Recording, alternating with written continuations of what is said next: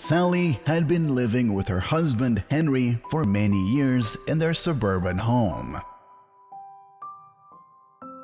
The woman liked to tinker in the yard, to do the flower beds and beds.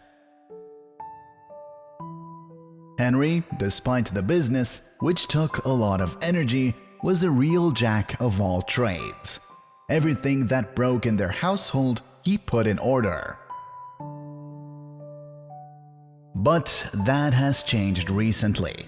For the second week now, the broken attic door had been hanging in one hinge, annoying Sally terribly. The woman asked her husband several times to fix the breakage, but he kept putting it off. Sally was angry. Every morning when she went out into the yard, she saw this door, and in the evening she met her husband with reproaches.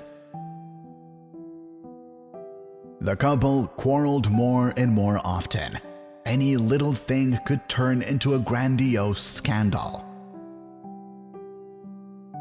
It began to seem to the woman that their long period of marriage was about to end in divorce, and she was almost ready to tell her husband about it.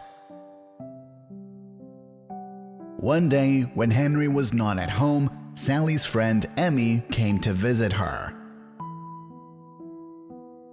Sitting on the porch, they chatted about nothing, and Sally, unexpectedly for herself, began to complain about her husband, about quarrels over the worthless door, and finally admitted that apparently they would soon break up. To her surprise, Emmy barely responded to her complaints. Instead, she pulled $50 out of her wallet and regretfully said that she has to throw away the money because she accidentally poked it with a pen, leaving an ink stain on it. Sally looked closer.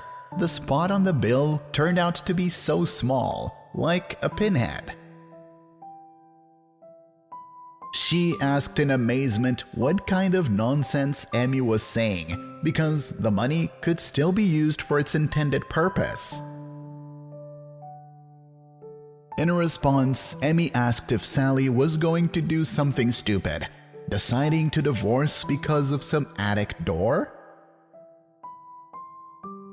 She and Henry have a long, strong marriage, grown-up, friendly children, and a good home. Is all this worthless? Sally thought about it. In the evening, she made an effort, and instead of starting to pour reproaches, she tried to talk to her husband to find out what was going on. Henry refused to talk for a while, but then admitted that his business was going through bad times. Because of a cunning partner, he was threatened with ruin, as a result of which the spouses could lose savings and the house. All this time, Henry was doing incredible efforts to overcome the crisis. He had no strength left for anything else, but he did not want to frighten his wife and therefore did not reveal the truth to her. It was on this day that he finally managed to conclude a lucrative contract that will keep the business afloat. Now he will be able to devote less time to business and fix the household breakage.